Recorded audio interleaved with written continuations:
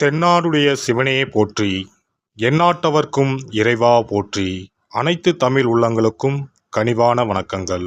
நிகழும் ஸ்ரீ மங்களகரமான குரோதி ஆண்டு ஏப்ரல் மாதம் 14ஆம் தேதி சஷ்டி திதியில் திருவாதிரை நட்சத்திரத்தில் சித்தயோகம் கூடிய நன்னாளில் ஞாயிற்றுக்கிழமை அன்று மிதுன ராசியில் இந்த மகத்தான சித்திரை மாதம் பிறக்கிறது.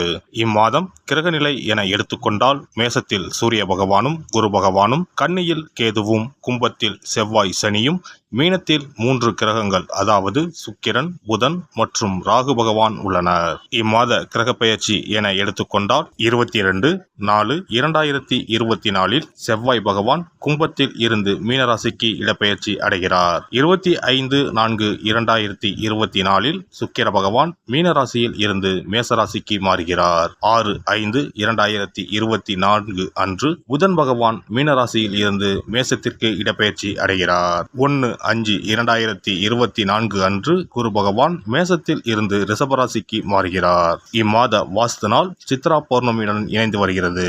இந்நாளில் வாசல் கால் நடுவது, புது வீடு கிரகப்பிரவேசம் செய்ய உகந்த நாள். பிறக்கப் போகும் இந்த சித்திரை உங்கள் வாழ்வில் நிம்மதியான நித்திரையை தரப்போகிறது. கடன் தொல்லை தீர்ந்து நிம்மதி பெருமூச்சு விடப்போகிறீர்கள். இனிமையும் கசப்பும் கலந்த மாதமாக இருந்தாலும் நன்மையே அதிக அளவில் நடைபெற வாய்ப்புள்ளது. இனி 12 ராசிகளில் உங்கள் ராசிக்கான பலன் என்ன என்பதனை பற்றி காண்போம். எந்த ஒரு காரியத்தையும் தீர ஆலோசித்து அதில் ஈடுபடும் குணமுடைய சிம்ம ராசி அன்பர்களே, இந்த மாதம் எல்லா காரியங்களும் முன்னேற்றமாக நடக்கும். எதிர்பார்த்த பணம் வந்து சேரும். புதிய தொடர்புகள் ஏற்படும். உங்களின் திறமைகள் வெளிப்படும். பல வகையிலும் முன்னேற்றம் உண்டாகும். சொத்து தொடர்பான விஷயங்களில் இழுபறியான நிலை காணப்படும். இடமாற்றம் உண்டாகலாம். சுப செலவுகள் ஏற்படும். தொழில் வியாபாரம் தொடர்பான காரியங்களில் தாமத போக்கு காணப்படும். செலவும் அதிகரிக்கும். தேவையான பணவசதி கிடைக்கும். விரிவாக்கம் தொடர்பான முயற்சிகள் இழுபறியான நிலையில் இருந்து பின்னர் முடியும். உத்தியோகத்தில் இருப்பவர்கள் பயணம் செல்ல வேண்டியிருக்கும். சிலருக்கு எதிர்பார்த்த பதவி உயர்வு, இடமாற்றம் தாமதப்படலாம். எந்த ஒரு விஷயத்திலும் ஈடுபடும் முன்பு தயக்கம் ஏற்பட்டு பின்னர் தெளிவு உண்டாகும். குடும்பத்தில் திடீர் குழப்பம் ஏற்பட்டு நீங்கும். கணவன் மனைவிக்கு இடையே எதையும் பேசி தெளிவுபடுத்திக் கொள்வது நன்மை தரும். குழந்தைகளுக்கான பொருட்களை வாங்குவீர்கள். பெண்களுக்கு இழுபறியாக இருந்த காரியங்கள் முடிவுக்கு வரும். புதிய தொடர்புகளால் லாபம் கிடைக்கப் பெறுவீர்கள். இடமாற்றம் ஏற்படலாம். கலைத்துறையினருக்கு வெளிநாட்டு வாய்ப்புகள் கைகூடி வரும். அதிகமான ஒப்பந்தங்களில் கையெழுத்திட வேண்டி வரும். உடன் பணிபுரியும் பணியாளர்களால் நன்மைகள் ஏற்படும். அரசியல் துறையினருக்கு எதிர்பார்த்த பதவிகளை அடைவீர்கள். மேலிடத்தின் மூலம் உங்கள் காரியங்கள் அனைத்தும் பரிசீலனை செய்யப்படும். மாணவர்களுக்கு கல்விக்கான செலவுகள் உண்டாகும். திறமைகள் வெளிப்படும். புதிய நபர்களின் அறிமுகம் உண்டாகும். அதன் மூலம் நன்மை ஏற்படும். நட்சத்திர பலன்கள். மகம் நட்சத்திரம். இந்த மாதம் நல்ல பெயர் வாங்குவீர்கள். மூலதனத்திற்கு தேவையான பணம் வந்து குவியும். எதிரிகள் வகையில் சற்று கவனமுடன் செயல்படவும். பூரம் நட்சத்திரம். இந்த மாதம் சுக்கிரன் சஞ்சாரத்தால் கலைத்துறைகளை சார்ந்த துறைகளில் ஈடுபட்டு இருப்பவர்கள் நல்ல முன்னேற்றம் காண்பர். புதிய ஒப்பந்தங்கள் கிடைக்கப் பெறுவீர்கள். பிறமொழி பேசுபவர்கள் மூலம் உதவிகள் கிடைக்கும். உத்திரம் நட்சத்திரம். இந்த மாதம் உங்கள் நிலைமை மாறும். நீங்கள் விரும்பியதை கேட்டு பெற்றுக்கொள்ளலாம். வேலை இல்லாதவர்களுக்கு வேலை கிடைக்கும். பள்ளி கல்லூரிகளில் பணிபுரிபவர்களுக்கு நல்ல பலன்கள் கிடைக்கும். பதவி உயர்வு கிடைக்கும். தினமும் கோதுமை தூளை காகத்திற்கு வைக்க பிரச்சனைகள் குறையும். தடைப்பட்ட காரியங்களில் தடைகள் நீங்கும். சிறப்பு பரிகாரம். சித்ரா பௌர்ணமி அன்று செய்ய வேண்டிய வழிபாடு மற்றும் அதனால் ஏற்படும் பலன் என்ன என்பதனை பற்றி காண்போம். தமிழ் மாதங்களின் முதல் மாதம் சித்திரை மாதம். சித்திரை மாதம் பிறந்தாலே பல பண்டிகைகள் வரிசையாக வரும். அவற்றுள் ஒன்று சித்ரா பௌர்ணமி ஆகும். பௌர்ணமி என்றால் முழு நிலவு நாள், முழுமை பெற்ற நாள். ஒவ்வொரு மாதமும் பௌர்ணமி வரும் என்றாலும் சித்திரை மாதம் வரும் பௌர்ணமி சிறப்பு வாய்ந்தது. அன்றுதான் சித்ரா பௌர்ணமி என்று நாம் கொண்டாடுகிறோம். சித்ரா பௌர்ணமி அன்று சித்திரகுப்தன் வழிபாடு செய்வது மிகவும் சிறந்தது. சித்திரகுப்தன் யமதர்ம ராஜனின் கணக்காளர் ஆவார். அவர் நமது பாவ புண்ணிய கணக்குகளை ஏட்டில் எழுதி நாம் இறக்கும் தருவாயில் யமதர்மனிடம் அறிவிப்பார். வானவில்லான அவரது தாயின் பல வண்ணங்களை உணர்த்தும் பொருட்டுத்தான் சித்திரகுப்தருக்கு பல வண்ண துணியை சாத்துவார்கள்.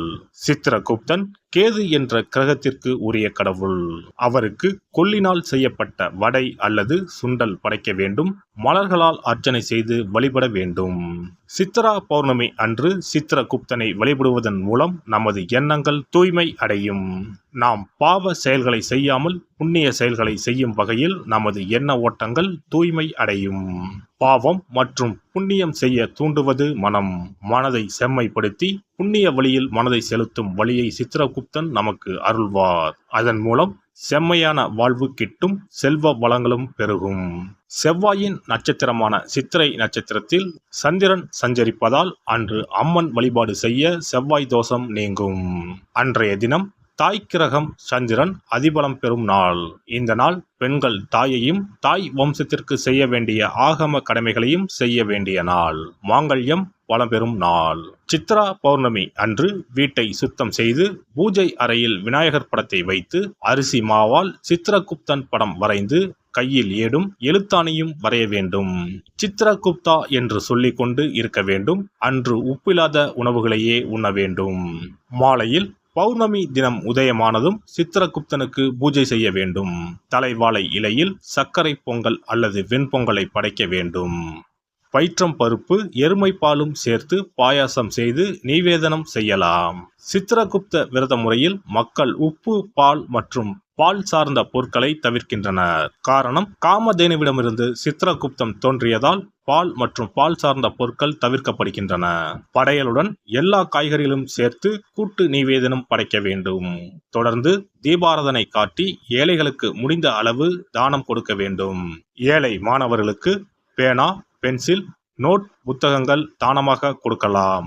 அன்னதானம் செய்வது மிகவும் சிறந்தது. இதன் மூலம் திருமண தடை நீங்கும், குழந்தை பாக்கியம் கிடைக்கும்.